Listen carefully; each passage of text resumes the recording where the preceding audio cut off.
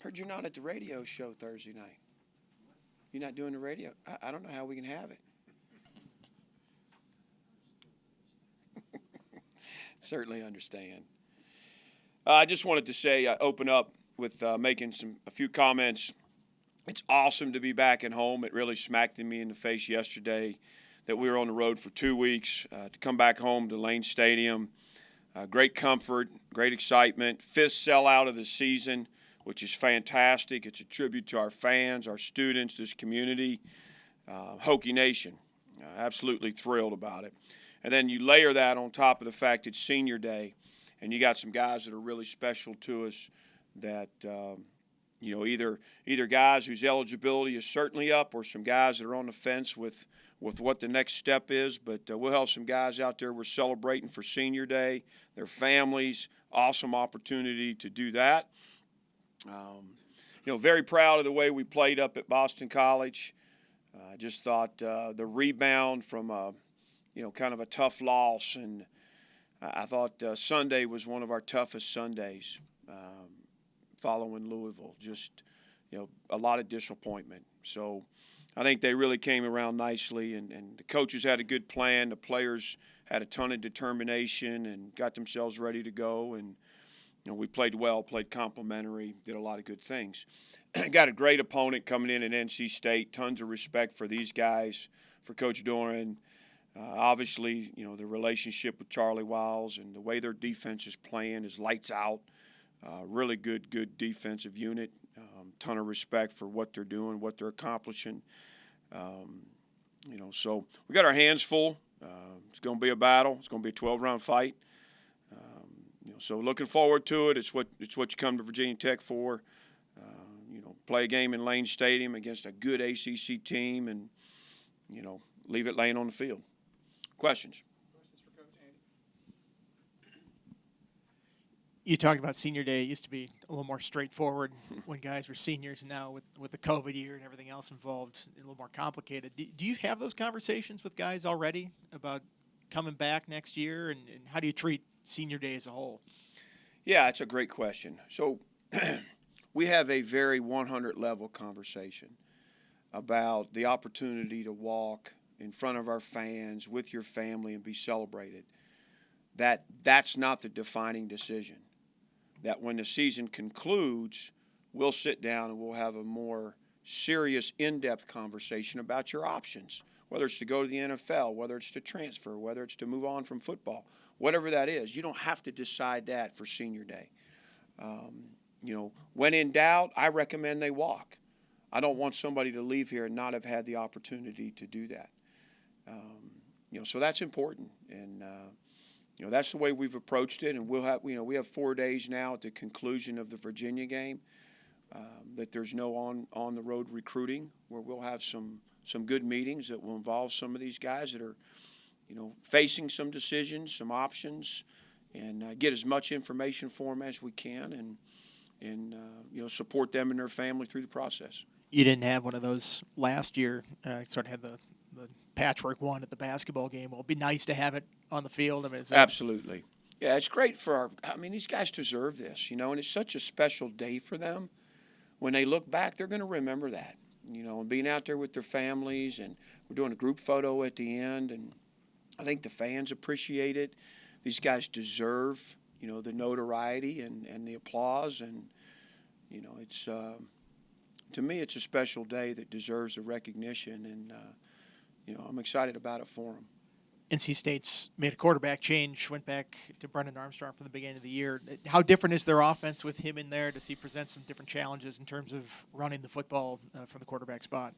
Yeah, honestly, until I dove into the film, I wasn't aware of just actually how well he ran the ball. He's a good-sized kid. He's got good straight-line speed, but he can also put his foot in the ground and make a cut. And he runs through a lot of tackles. I've seen a lot of secondary guys, fall off. And I think he's a competitor. He's tough, runs hard, runs confident. So I think their offense has changed. Morris was a runner as well. I don't think they were committed to it with him like they are with Armstrong. I think it's a real strength of his game. What was your relationship like with Charlie Wiles when you were a graduate assistant here? So my first year, Todd Grantham was our D-line guy, and I was kind of working with Todd. And Todd left to go to Michigan State, and Charlie came in from Murray, and it was just super, super good to me. I learned a lot from Charlie. It was tough, him coming in after that 95 year and walking into that D-line room, and, man, he did a great job. And the guys fell in love with him. And I think for a lot of years, he was a great, great compliment to Bud. And so he's a good friend. We've stayed in touch, support each other. I always enjoy having a beer with Charlie and Andrea. And they came to see us at Vanderbilt. Of course, we came to see the staff here at Tech over the years. And so it'd be good to see him. Is their defensive line the strength of their defense, the way they mix and match what they do up front and be able to get after the quarterback? Yeah, I don't know. I mean, I'd say this. They're strong at all three levels. I think their front is stout and does exactly what you need them to do. I think their second and third levels are fast and disruptive. Obviously, number 11, the linebacker, he's got to be one of the best in the business right now. Speaking of linebackers, how would you grade how Jaden McDonald did, and do you see an increased role for him moving forward, especially the way he plays against the run?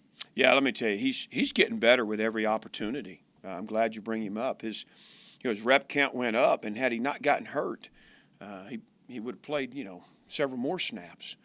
But he did things in the box, getting downhill. He's 240-some pounds. He's strong. There's a difference there. He adds something. He's a good complement to what Kelly and Allen are doing. And I think he made 2 plays on the perimeter that I was proud to see, that required some speed and some range. So I'm anxious to keep investing in him and for him to continue. He's a great worker. I think he'll continue to get better. He's just got to stay healthy. You mentioned that Peyton Wilson's one of the best in the business. You've coached a lot of great linebackers in your day. What makes him so unique? He's athletic, he's tough, he's got great instincts, and he's fast. And he's a good tackler. I recruited him at Penn State and, got to know him and know his film well and the type of young man he was. And he's a good one. I don't see a weakness in his game. You mentioned after Louisville, that Sunday was very, very disappointing after the loss. What was the flip to this Sunday? What was this Sunday like, and then the comparison, and how do you kind of celebrate it and then put it aside and turn the page to NC State? Yeah, I mean it's all both aspects are important. After Louisville, addressing, why do we feel so bad? All losses hurt, but the way we lost that one, not feeling like we gave our best effort, that the mentality that we pride ourselves on wasn't the same. I think that was hurtful to a lot of people, including myself.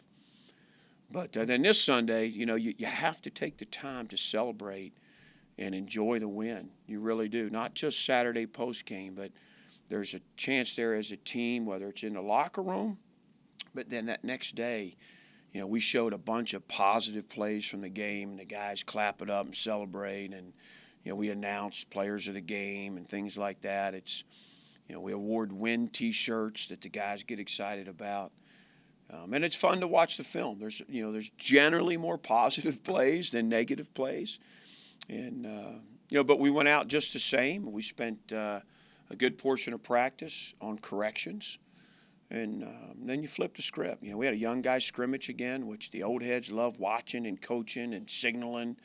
And the young guys and the guys that don't play on Saturday, they love playing in it.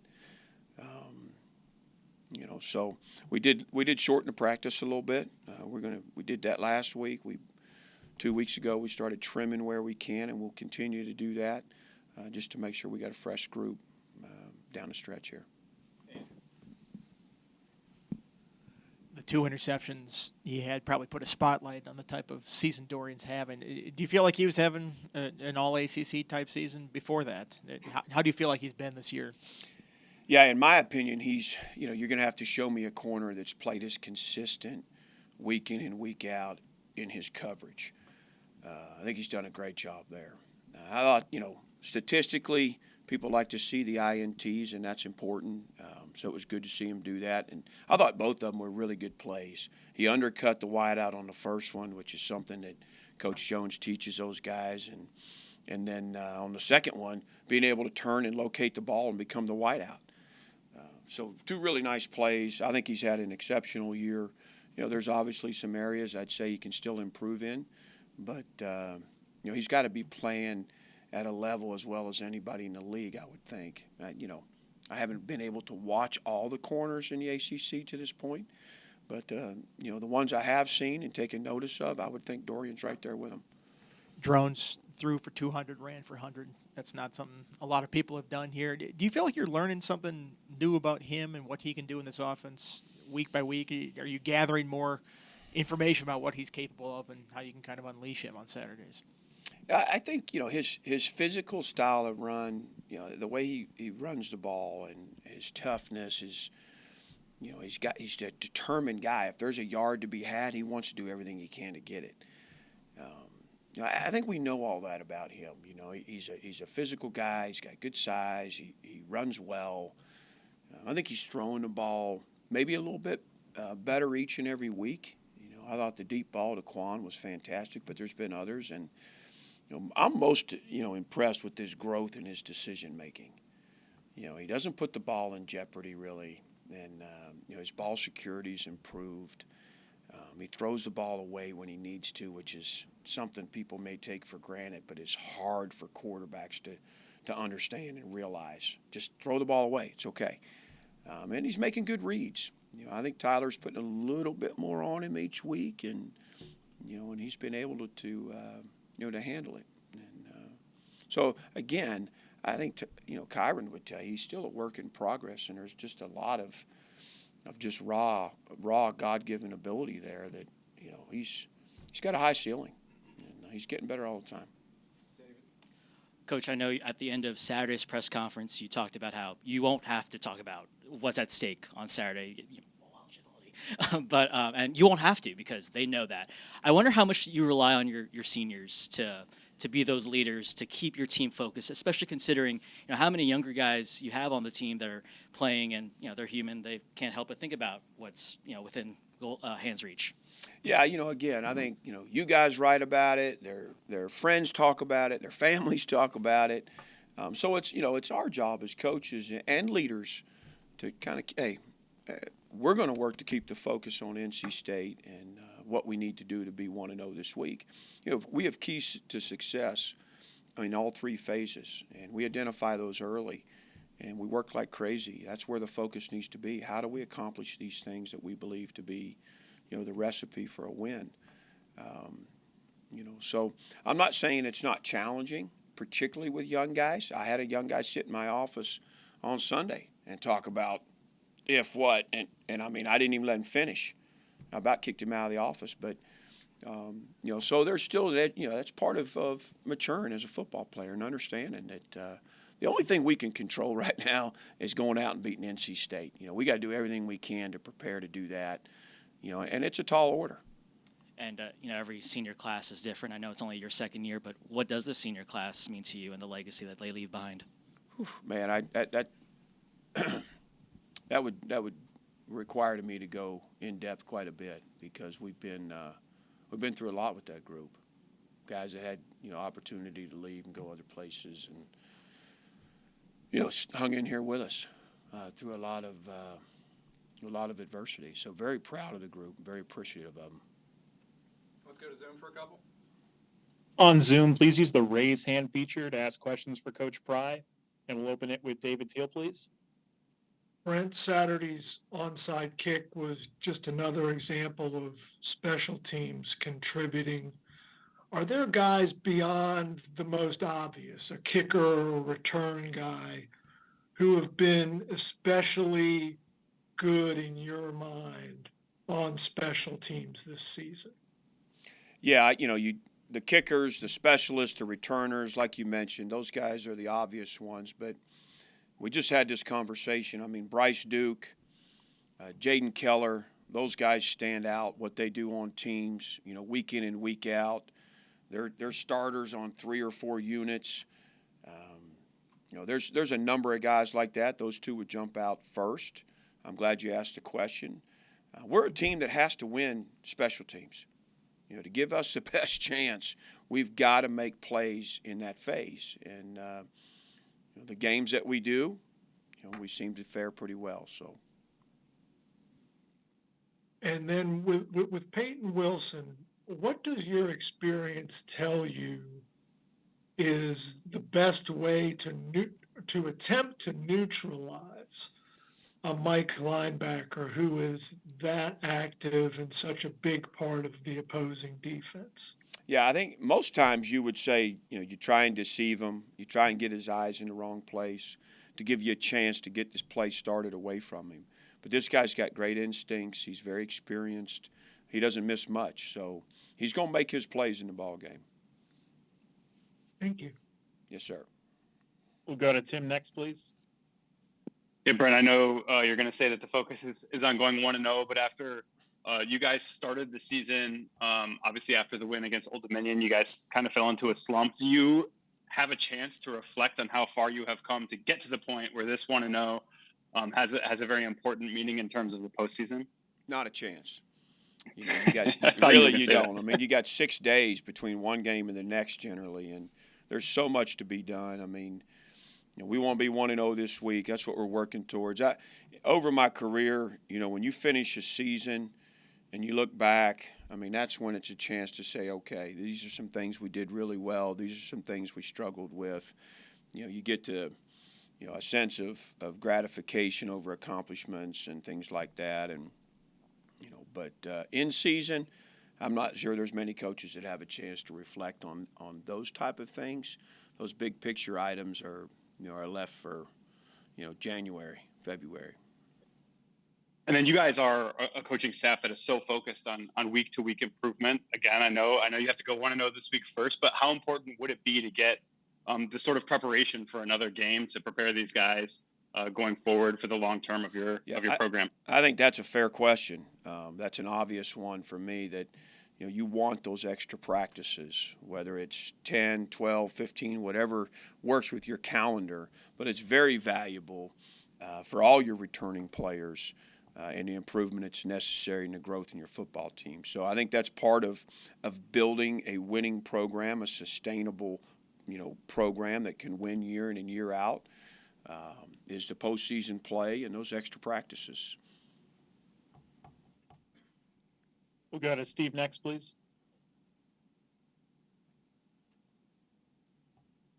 Brett, I said with the 4-game redshirt rule now, is this something you have to have conversations with your young players or players that have red shirts available every week, or to see a team that has mid-season having that kind of success and then their quarterback deciding to step away? Is that something that you do you have to start thinking about that like the middle of the season, early in the season, or is it a weekly thing? Yeah, again, I think that's a pretty good question. I did have to have a conversation like that with a young man on the offensive side of the ball that had played 4 games, did not redshirt in his career here, and had an opportunity to redshirt and prolong his college career potentially, and whether that meant staying here and doing it with us or an opportunity at another school. We had a pretty tough conversation, and honestly, he had 2 days where the conversation with his family and with me, and I think he feels really good about the way it fell, and he ended up deciding to play. But, we've got a couple of guys that have 1 game left to reach 4. So the conversation is, where do you play him? Do you play him this week? Do you play him next week? What do you do with him? Do you play one week, one the other? And then we've got a handful of guys that have played 2 games that, it's not an issue right now. But it is, there are certain conversations that you have to have. I don't like the distractions, but sometimes it's necessary. You still prefer the 4-day or the 4-week 4-game over how it used to be as far as the redshirt rule? Yeah, I love the 4 games, and I love that they've added postseason to it. I think it's right for these guys in their development. I think it's, it keeps teams healthier, keeps you, the ability to play a little safer, get these guys some experience, which helps them be better players. You know, so, and it gives them some motivation. You know, an opportunity to play is big. Thank you. Yep. Any final questions for Coach Pry on Zoom? Okay, Travis. All right, thanks. One more, Andy. We wouldn't get through a press conference without asking you about safety health. Stroman, any update on him? And Jalen Jones looked like he went out. And what do you think of Canteen in that spot back there? I'll answer the second question first. I think Canteen did great. We gave him a shout out in the team meeting Sunday. You talk about a guy that jumped back there. He had practiced at boundary safety but never field. So in 6 days, Pilo and Marvin, those guys, you know, with Canteen's effort, when I say a Swiss Army knife, it's you know, it's very accurate with him. He went out there and played 35 snaps of winning football for us. Made some good plays. Wasn't perfect. There was a couple of mistakes, which are expected, but really valuable. And then the first part of your question, I think Jalen's got a good left shoulder. Stroman's got a good right one. So between the two of them, we just got to fit them on the right side of the ball, and we'll be okay. Thanks, Kevin. Yeah. Appreciate you guys.